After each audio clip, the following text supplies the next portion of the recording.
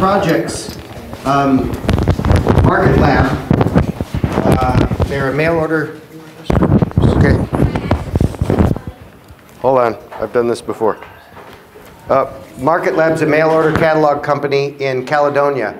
And they have this beautiful light here that, that will get red when I'm too noisy, which is me all the time. So if I'm over here talking by this thing, it's going to be yellow. But then when I talk by, yeah, it goes off. So this is a new toy that they're selling for Market Lab. And they're selling a bunch of them. But they'd like to take this and take this audio sensor and put it on a little name badge. So anybody have any ideas about that? How can we make this? It's just an audio sensor. So for in a hospital environment, when you're there talking too loud and disturbing patients, right now they have this, but it would be a badge that people could wear. So when you're visiting friends and you become too loud, it will light up. Maybe not like this one here where it gets really where it has a siren and everything. But you can adjust this one here. So, but anyway, so this is a project, and it's called the noise meter. And if anybody has any ideas how to make this in a small little card form factor, let's talk. They've also got one other thing that they want to do is the standard clipboard. They make these. They have a company called Clearform, and they make these plastic clipboards. So the thought is, again, you go into a room at night, and that room's dark. You don't want to turn the light on and wake up the sleeping person there. So is there a way to take LEDs, make this clear, and have the LED lights, you know, kind of come out here? So right now there are clip-on ones that you can clip on and have a little light going onto your paper. But can we make, out of plexiglass, incorporate LEDs in here that then shine down and kind of just give you enough light on your paper so that the nurse, when she's working in the evening, walks into a dark room and she can still do her checkoff things. So, or he, yes. So they have the ability to do this plexiglass. And they also gave us a skid of plexi. If you haven't seen it, there's a couple $1,000s worth of plexiglass sitting down in the space for everyone to use for whatever projects you want. They gave that to us for free. So because of that, they're asking, hey, can you come up with any neat ideas on this? So I'm envisioning clear, and I'm envisioning something a little bit thicker on the top, but we've got some LEDs and maybe a battery pack here that kind of shines down and gets some light on it. So looking for ideas on these two projects. Yes? Well, you might consider less LEDs and more shape to the piece of plexiglass. Okay. That is to say, you run a strip. Mm-hmm. The strip has little V's cut out and make prisms, and then you send that one LED right, one LED left, and as it goes along, it meets this little prism, which sends some off to the angle. Another little one sends it, and you know, and so therefore you use less LEDs, but you spread it by the machining cuts you make in the back of the So machining cuts, okay, I like it. So it's a strip with machining cuts in the back, and it has some LEDs there, and it disperses it. Okay, Like okay. As someone who spent a lot of time in the hospital, I would vote against making the board clear, because then you're going to wake up the patient. Because the light's going to shine through the whole thing. You're just going to have this very bright. There'll be a piece of paper on it though, so. It will glow. Oh yeah. And be bright. Well, what's worse, the glowing clipboard or turning the light on? Depends. But what you could do is have like this part be clear and have the light go through there, and this part still be opaque. Okay, yep. I thought about this. I thought about putting lights at the top, right? But then there's a big problem. You fold the paper up, the light goes away. Yep. So what if the lights, say the clipboard curved around the side a little bit, the lights were on the side, shining down the entire paper. Yep. So the entire paper is lit, and as you fold the paper up, the light's still there, shining off the sides. That was our thought originally. There are some issues because when they store these clipboards, they kind of slide them into a thing. So we can't really do much on the depth here. This kind of has to stay the same, but we can do whatever we want up here because this is outside of that. LEDs out to the side, but only have two of them. Use this light pipe idea to get more light onto the paper. Yep. Then you can have higher voltage LEDs running at less amperage, so the battery lasts not that. Okay, well, these are all great ideas, and I want to talk to everybody about it afterwards and see what we can get going. So they're looking for some sort of prototype on this, and you know, I want to help them out because they gave us $2,000 in acrylic, plus they gave us a whole bunch of road cases. So our robotics team has these nice road cases for their trip to Iowa. So as obviously most of you guys have heard, we've got a second location at the Pyramid. So we've closed that deal up, and we're going to be locating there along with here. It'll be a cross-membership kind of thing. So I think Samuel was next. So Samuel, we want to come up and talk? I think that with the sound thing, that should like electrocute you if you So one of the things that we're going to be incorporating into some updates on things that are happening in the community in addition to the open mic night style stuff. That thing wasn't working. I don't think. It's for this. Oh, okay. All right.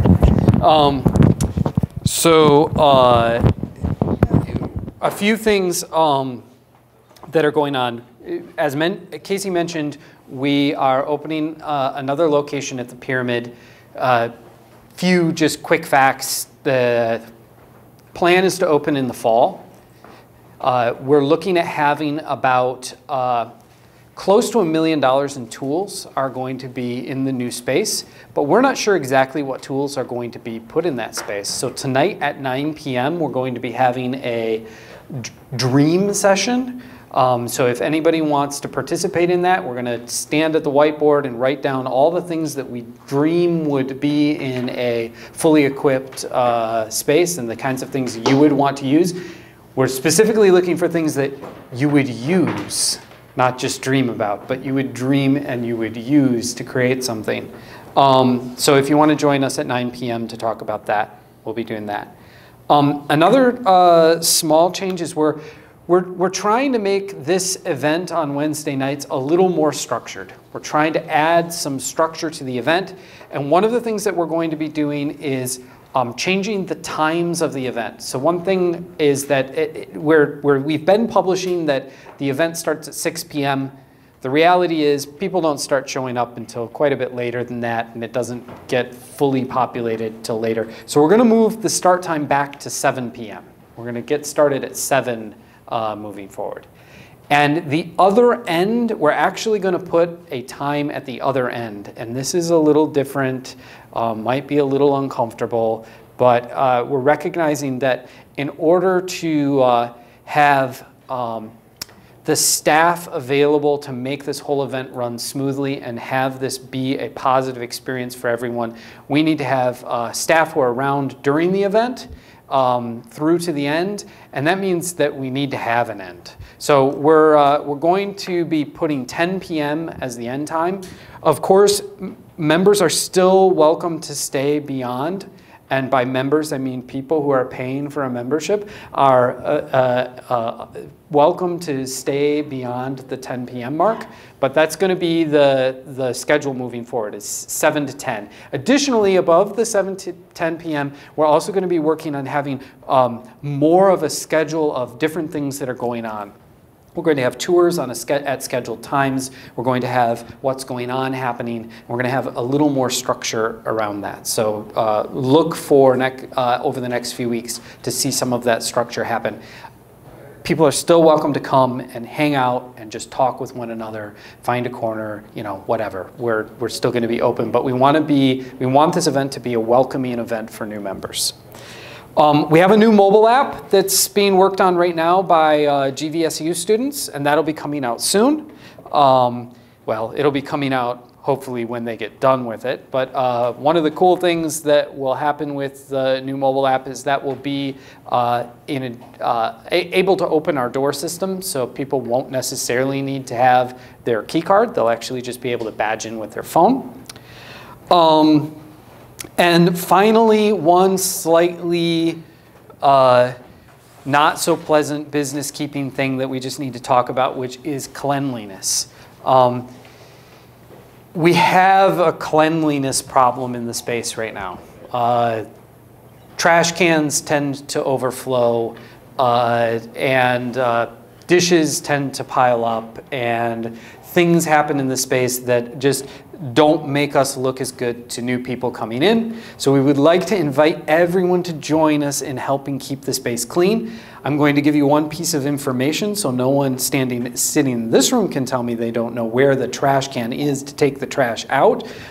If you walk out of out into this hall, walk down to the end, and out where the elevators are at that door, there's a big, huge trash bin.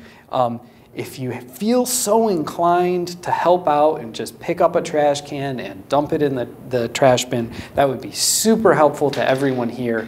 Is it inside or outside?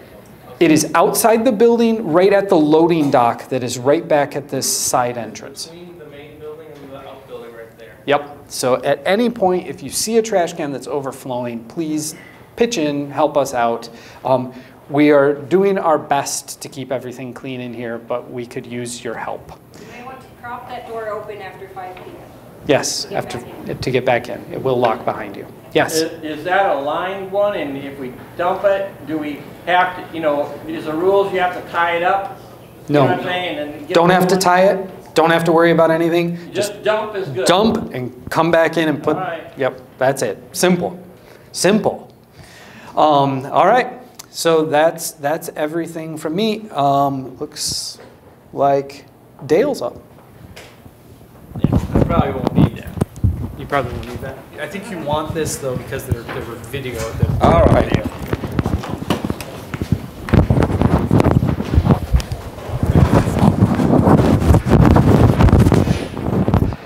Okay, what I wanted to talk about is a little different concept in, prototyping.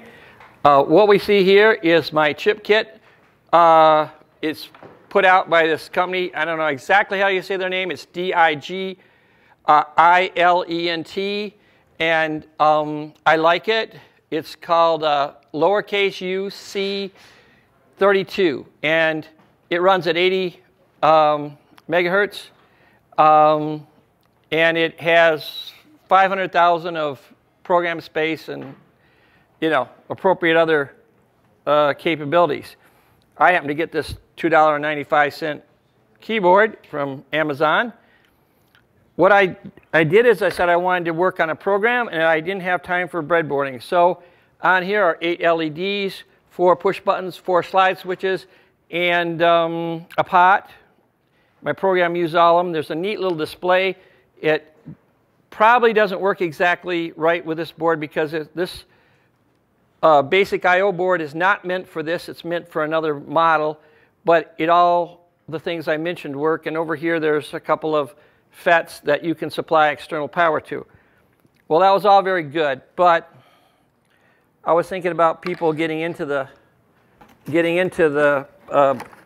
Arduino scene, and I thought, if kids particularly start working on something and they want to do a project, not everything plugs in to a breadboard. So I got these little wires, and there are good ones and not quite so good ones. So once you get a good supplier, keep it, because some of the pins are kind of skinny. They don't want to work very good. Anyway, what I was thinking about, a lot of stuff you can salvage. There's a switch. It's a wiping action switch, so that's very good. I put some leads on it so you can go into your breadboard or right into your Arduino. And most people put everything on the breadboard. Well, then it rules out this kind of thing. So what I'm thinking of is a little box, some dividers.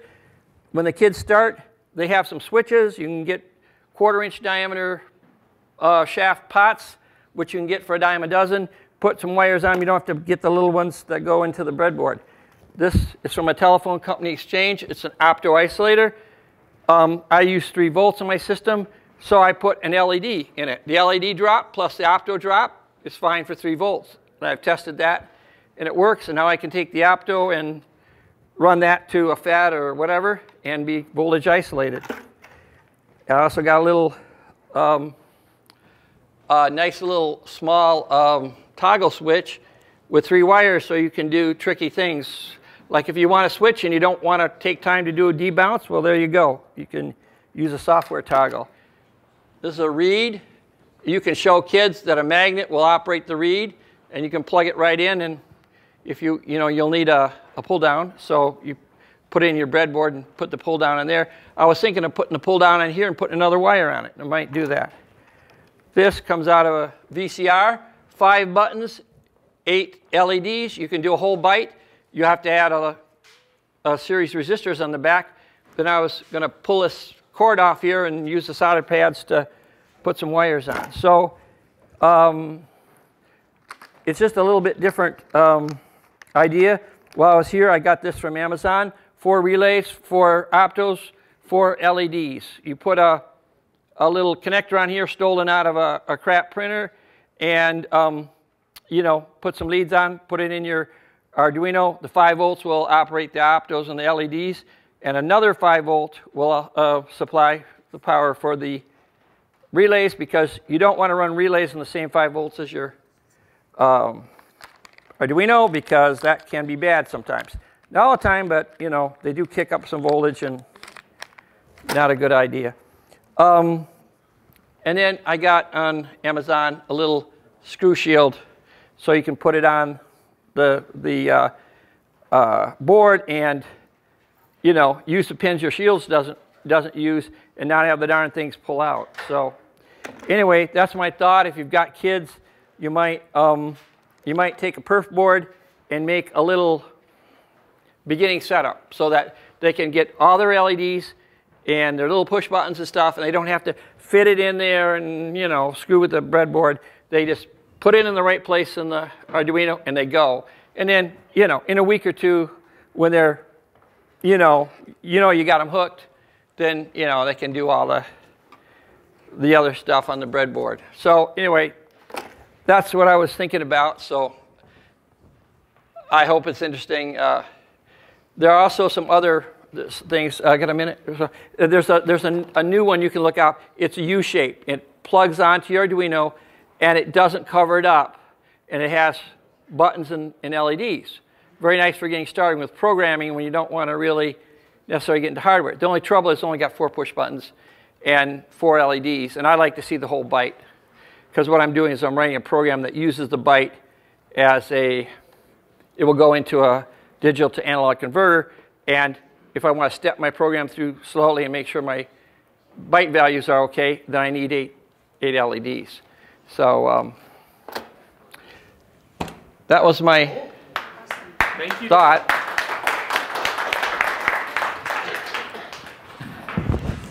Whoops. That's awesome. Thank you for sharing. Yeah, and anybody wants to talk Arduino? All right, so quick fun facts between people on the pyramid. Fun fact about the pyramid. They have torture chambers at the pyramid.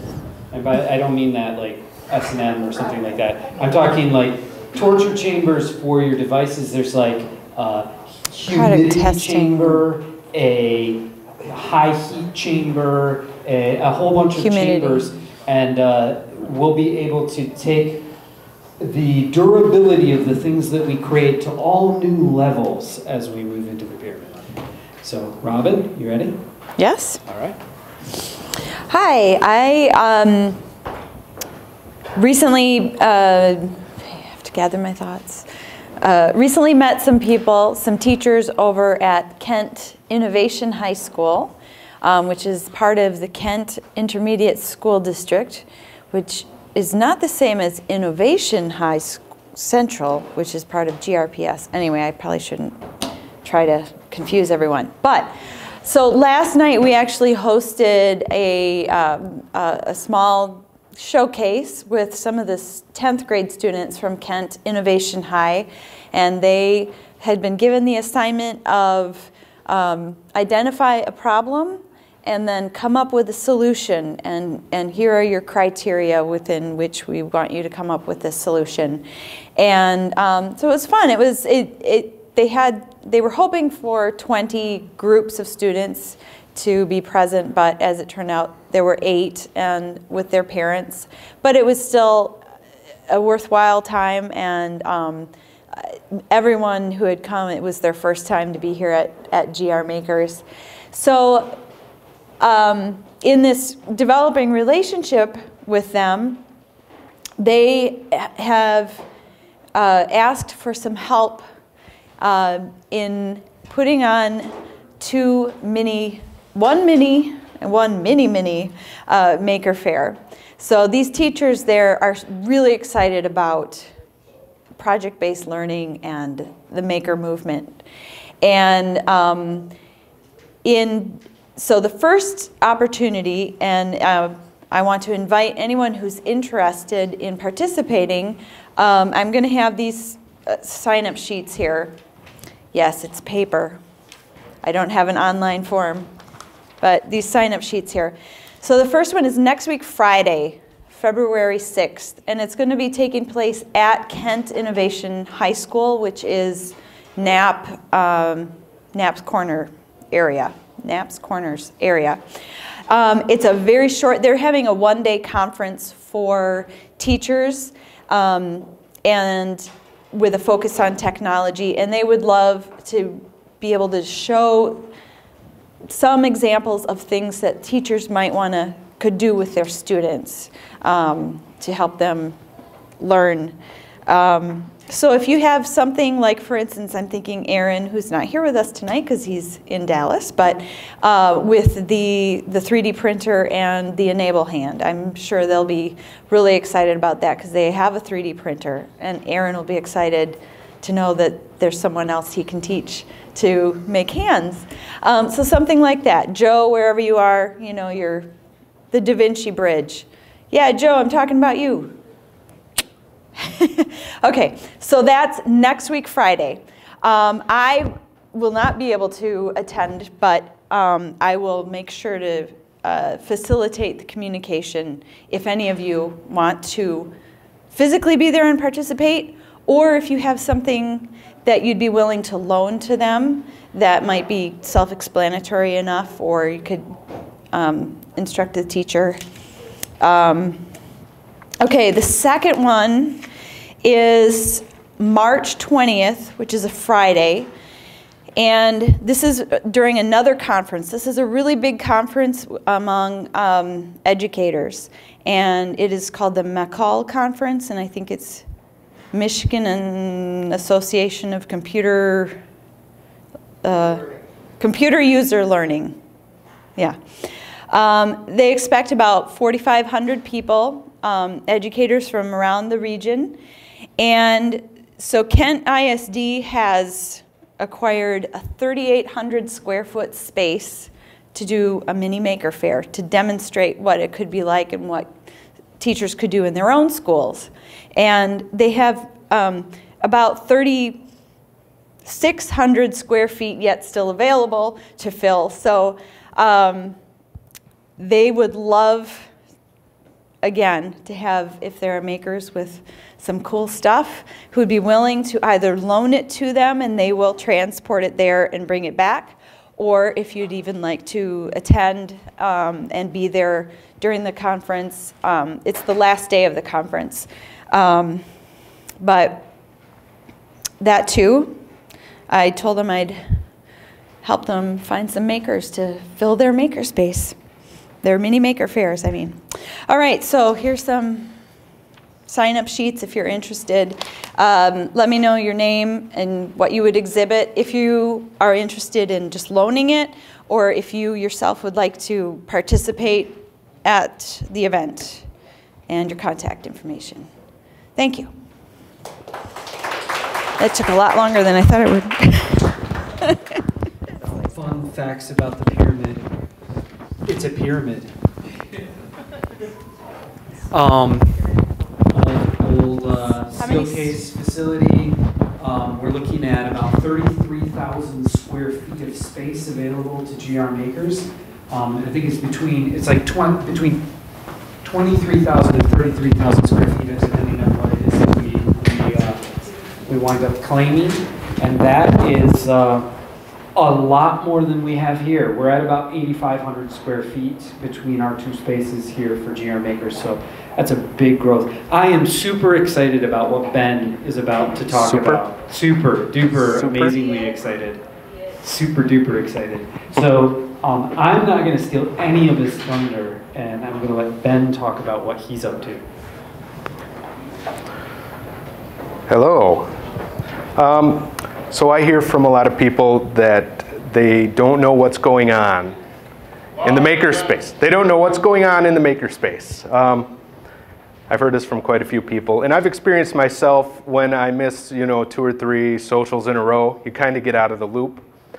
So my goal is to start a newsletter, a weekly newsletter that will sort of bring all these things together, from what's going on sessions, projects that are happening in the makerspace, anything that's interesting to the makers, but I'm going to try to keep it local to the makerspace, not general make things, because there's plenty of that out there.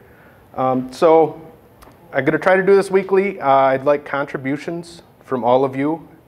If anybody has a piece of news, piece of business, I'll probably get 100 emails a day from Casey, I suspect. But to bring it all together in a nice format. So I imagine it'll be an e-newsletter, so you'll subscribe to an email address and you'll get this every week. But also try to put it hopefully on the website, and maybe even a printed version in here, link to it from all the social media places. So I'd like input from all of you, not right now, but come see me afterwards, to if anyone would like to help or that sort of thing. I do have experience with editing and newsletters and that sort of thing. But yeah, cool. That's about it.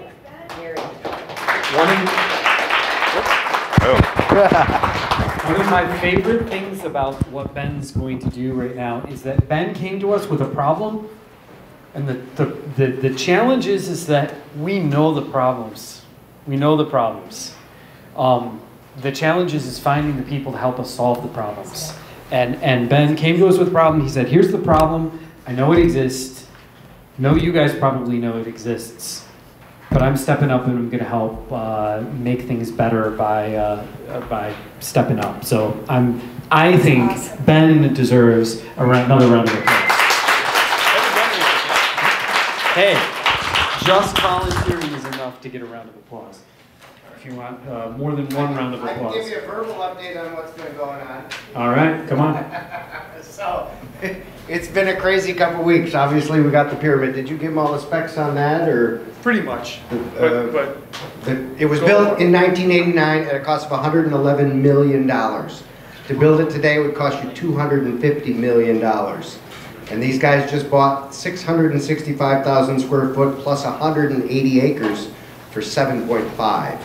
So, but they've got $1 million in parking lot renovations. They've got $1 million worth of tools for the makerspace. They've got a lot of other expenses to put out there. So, over the last few weeks, we've had lots of great gifts from the community. I've got all I can do to gather enough volunteers to come help me pick things up. Today I had a group of 6 people go over to DBS. So DBS is moving to the 4th floor here. They have donated skid rack for the boiler room. So we were just down there unloading the skid rack. So we're going to need help on a Saturday coming up here in the next week or 2 on reorganizing that whole boiler room and putting up some new rack space so that we can not have things laying around so much. So I'll need some helpers for that. I really want to give a shout out to everybody who's been helping me the last couple weeks. Gary, Rich, you know who you are. But anyways, thank you everybody for your help. So, over the past month, we've received probably 30 skids of tools from Michigan Industrial Tools. These are things that are not in their inventory. We've done 24 buckets of tools that we were able to give to schools. And with this last batch, we had to do something bigger than buckets because it took me forever to get rid of all those buckets. So this week, I've got 1 skid of tools for GRMakers. So I've got us a whole bunch of new hand tools. If we lose a screwdriver, I'm not going to cry over it because I got a whole box. I've got a new drill press, we've got a new bandsaw, we've got new sanders, we've got new grinders. All these things are coming in. So we're receiving these skids of drills and such that Bob DeLue is not here, but Bob sits at home and fixes these devices and brings them back. And then we give them to Lakeview makers. We give them to the makerspace in Zeeland.